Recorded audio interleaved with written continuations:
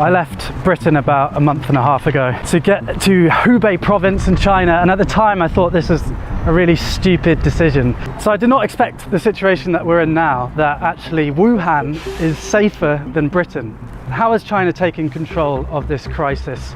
Well, I've been living in Shanghai with Wuming for the last 3 weeks. I want to show you a bit of an insight into life here in China at the moment, and in particular 3 things the Chinese government have done to control the crisis that I think would be pretty hard in Britain.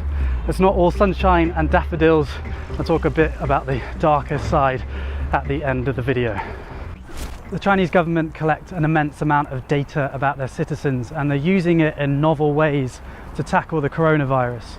Every time Wuming and I want to leave the apartment complex, she's got to scan her face, and those images, as well as the images from all the CCTV cameras in China, of which there are about 200 million, are fed into a central database and then analysed using machine learning.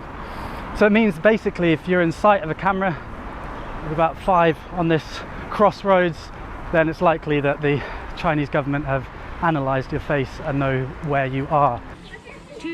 Another big source of data is the WeChat app. You might have heard of it.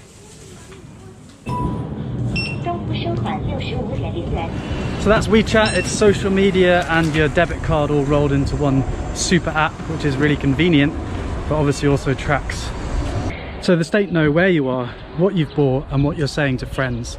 That's just the status quo, and the Chinese people generally know about this. The images you see are actually from the state media. But they're using this data to try the highest tech epidemic control ever attempted. So if you get ill in China and you go to a hospital, the hospital will register with the authorities, and the authorities will pull your name down from this big database.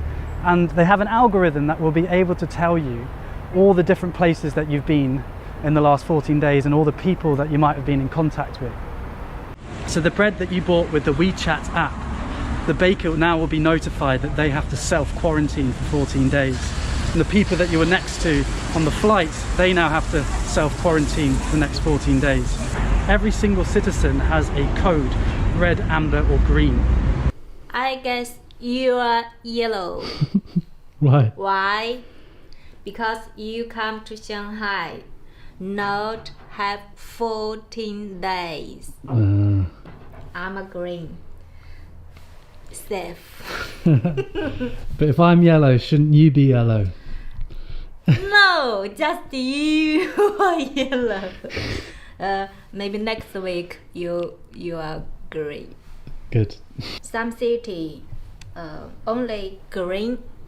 You can drive car on the road. If the other colors, you can't drive on the road. Yes.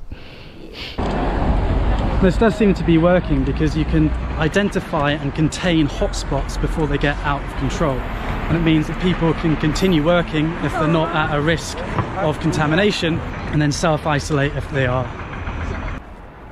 We're in Shanghai, which is about 500 kilometers away from Wuhan, and the city's been locked down for months now. I mean, it's beginning to come back to life a bit.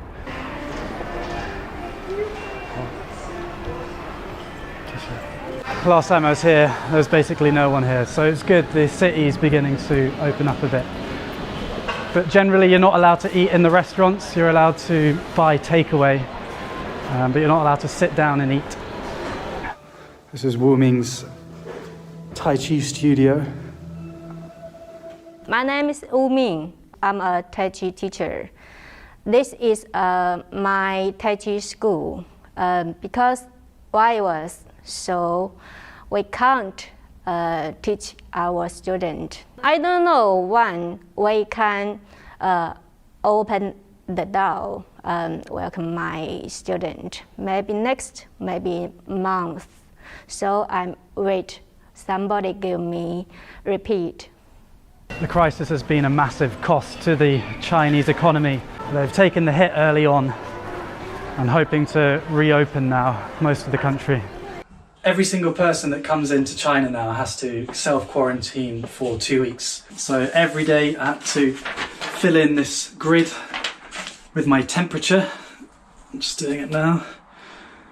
35.7. I don't know if that's low or not, but it's not a fever. And any flight coming into the country is screened. We've been waiting in Shanghai airport for about 2 hours now.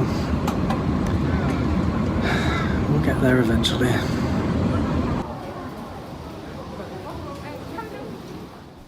Compare that to Britain, where many flights left Italy, the centre of the European outbreak. On arrival, not even temperatures were taken. Controls were even tighter in Wuhan and Hubei, where you basically weren't allowed to leave the house. And you could only drive with a special permit. It's been the most aggressive disease control attempt ever in history. And it does seem to be working, because if people stay at home, the only people they can infect are their families, and then the transmission of the virus stops. So complete lockdown, tracing those with the virus with big data, and the glue that holds it all together is the intense promotion of social solidarity. The government have framed this as a people's war against the virus. There does seem to be a coming together of China. For example, 20,000 medical workers flew into Wuhan to help with the crisis. There's moving images of the doctors, both male and female, having their hair cut because supposedly there isn't time to shower. These messages of solidarity are all over social media and big adverts like these. 加油中国 We do it.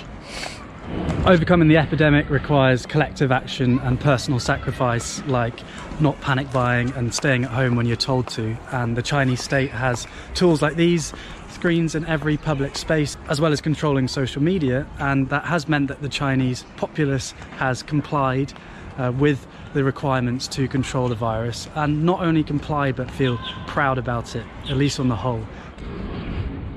Comparing these bold actions of the Chinese state against Britain's response, which has been wash your hands, it could make Western democracies look impotent, and that's certainly the narrative that the Chinese media are pushing. But as you've probably thought to yourself watching this video, there are downsides to these policies. I'm not going to talk about them. I'm in China to share their ancient philosophy and Tai Chi and all these wonderful things about China, and I don't want to risk anyone around me.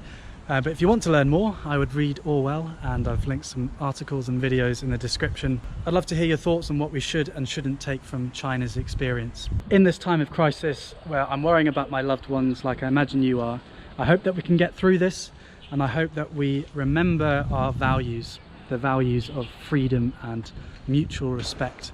Historically and today, these aren't the norm, and so they're precious. Thanks for watching. I will see you when I see you next. Mask back on.